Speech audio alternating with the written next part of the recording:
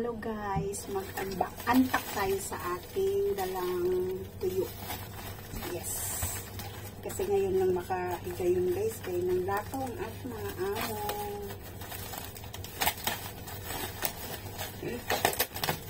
Ayan. Nilagay ko siya sa freezer kasi may bakante ka ng freezer. So nilagay ko siya doon. Ayan. Marami ito guys. Hindi siya nangamoy kasi naka-freezer siya. Diba? Sobrang dami talaga siya. Abutin ko ito ng isang taon. O, diba? So, kukuha lang ako pagkain ko ngayon at saka bukas.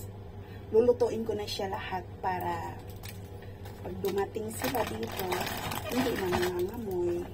So, ayun, diba? Tama lang, hindi siya masyado. Ito ang buksan ko kasi ang alam ko to isda sa bato.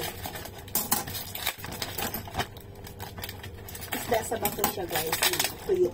Molmol ang tawag sa Bisaya. Ay, hindi ko alam molmol. Sarap. Kukuha lang ako ng mga ilang piraso tapos ibalik ko siya sa freezer. Ayan.